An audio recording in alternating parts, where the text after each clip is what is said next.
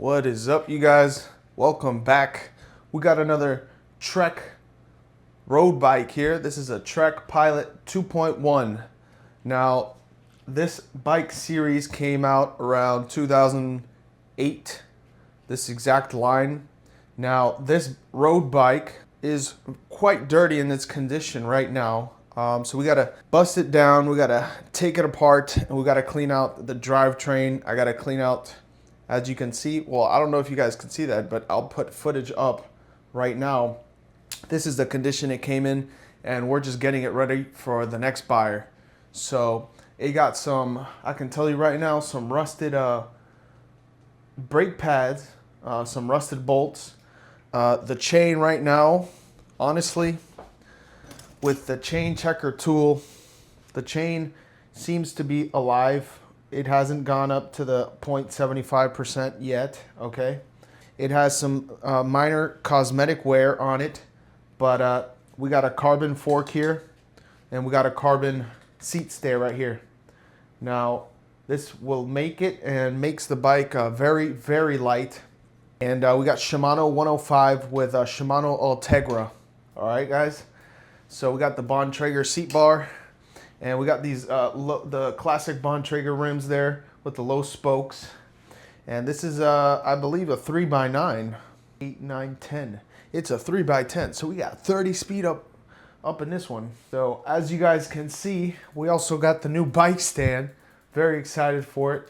It's gonna make my operation a little bit easier. Why don't we get started here and just start taking the cosmetic things off. I take the accessory things, then I go in and I'll take the pedals off, and we just start cleaning it from left to right, right to left, up and down. We just clean the whole thing, take the rust off of the bolts, and make this into a nice, beautiful bike that it is already. It just needs a little bit more love.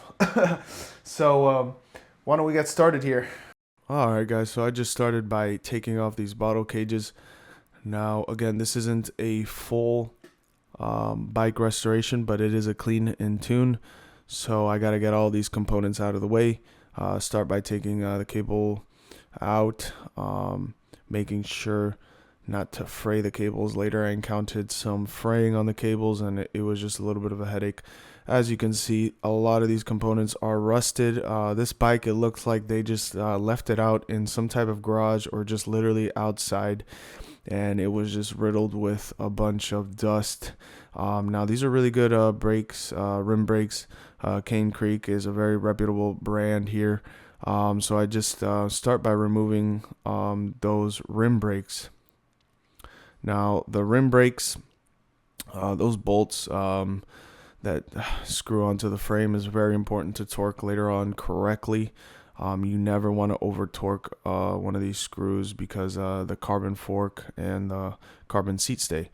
So that chain had to go. I did put it into a bin here just to keep it separated from the rest of the components. I mean, it still had some life in it, but yeah. So here I encountered some cable fraying. Now, a little tip that I can give you guys is, if you have a little zip tie, is to wrap that zip tie around the cable and start twisting on the way and the angle and the direction of which the cables are going in, and you actually end up assembling that little cable there, or saving it at least, because a lot of these cables, I did have to replace a cable housing which just completely came apart on the front mech on the left hood. So another issue here I encountered was the derailleur hanger came loose. I guess over time that was just a nightmare, in the sense of, like, imagine if someone else had picked up this bike to clean and tune to move on to the next person, and that would have just surprised someone who didn't know about that. But here, I didn't get this other clip, but those pedals, I had to spray WD-40 on them. Now, I had to be careful not to spray that anywhere else. WD-40 is not good for components. Leaves them dry at the end of the day. But those cranks and the pedals I took off camera. Oh, and the cassette down the line, because It was just a headache to do, and I just didn't film it. Like, it was late at night when I was filming this. But honestly, I was debating taking this front mech off, but I just really had to, just to get everything really cleaned and ready, because I like giving a sense of integrity here when I sell off these bikes. I want to make sure that the next buyer receives something that is quality, and well put back together and cleaned, and made sure that there is no damage under that derailleur hanger, or just or for example, that derailleur hanger that was loose, or the derailleur, the front mech, that's, you never know what's under there, so you got to clean it. But next thing that came to mind was these chain rings. Now, these chain rings I had to get off as well, just because yeah, man, I'm doing a full cleaning, so chain rings had to go. And lo and behold, someone, or I guess just over time, when I'm coming to see and find out, is that these chain ring bolts are just riddled with like grime, sweat, or something, corrosion, and they got seized. And here I was just putting it back on, but and cleaned it off camera. But those chainring bolts, man, is a big headache. I spent like over 30 minutes just trying to get those off, which was just a big headache. But honestly, I enjoy the process. I enjoy making this content. I enjoy filming. I enjoy working on bikes. But some of these things, man, just sometimes just get a headache. And here I was taking the cassette off. I tried to do it on camera. Not gonna lie with you guys, it was a little bit tricky to try to just get it in this position off. So I ended up just taking it off camera and cleaning out the cassette and mounting it back on. As you can see, it looks clean now, and it is clean. And this bike tested under torque. Cassette is good, no skipping chains. I also later down the line, I end up tuning the limit screws. Now, if you guys want a full video on how to tune limit screws, it's a step-by-step process, pretty simple. How I do it anyway. Leave a comment down below and I'll make a video for that.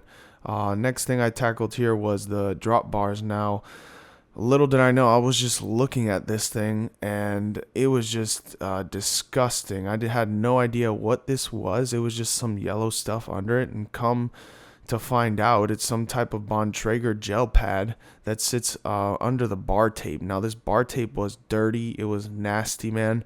I had to just get rid of all of that, man, and it was just it was yellowed out. It was disgusting.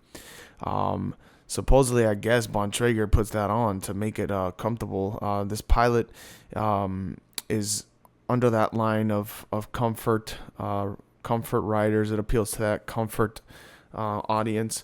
And so they put gel under the bar tape, but that was just awful to get off. So fast forward a little bit, and I just start working out those faceplate stem bolts.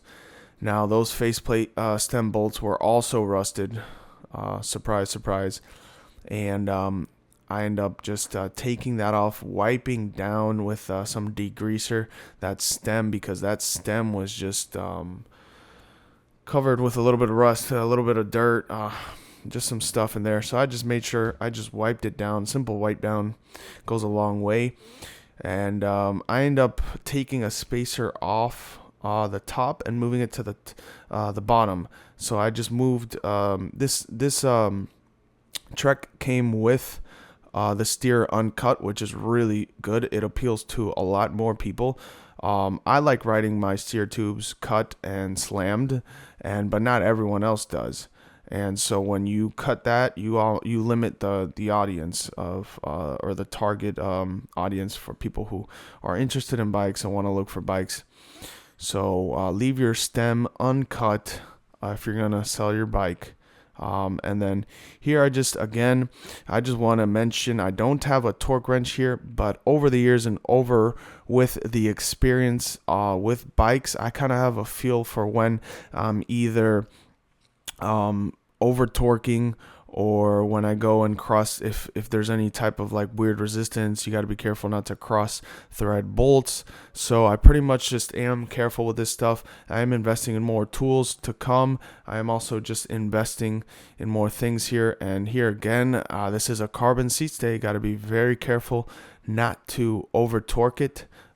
Just enough so it's safe and does not move, and just enough so where it functions and is tight but not overly tight, because that's when over torquing, rounding off bolts can happen. When you round off a bolt, it's a headache. You don't want to round off bolts.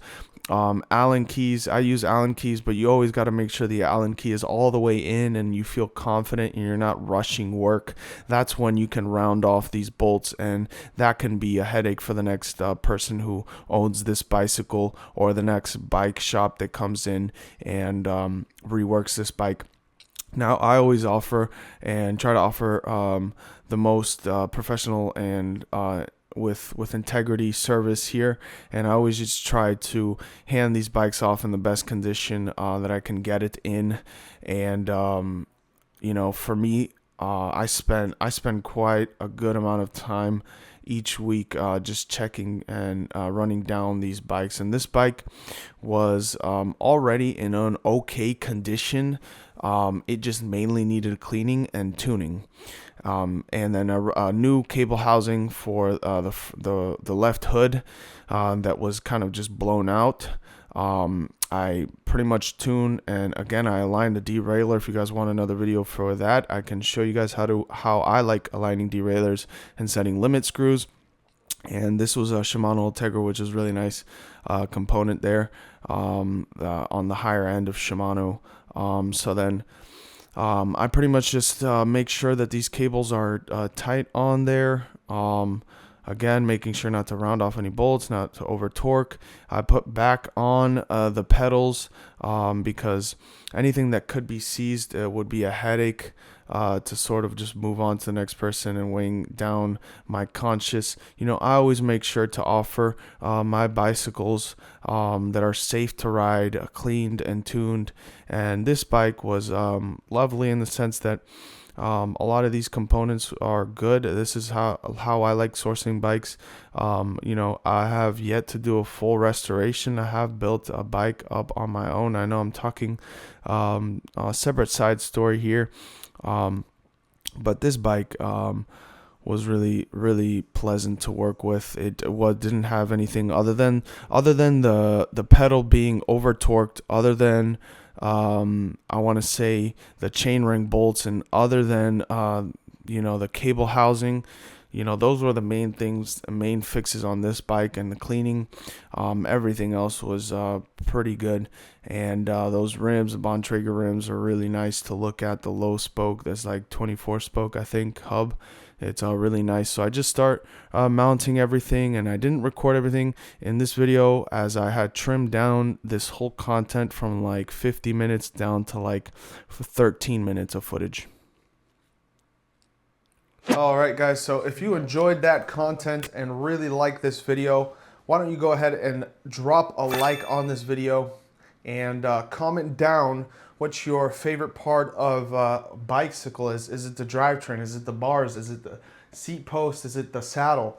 Why do you like a bicycle? What stands out to you when you look at a bicycle? It's a pretty interesting question. Also, we got the before and after photos right here.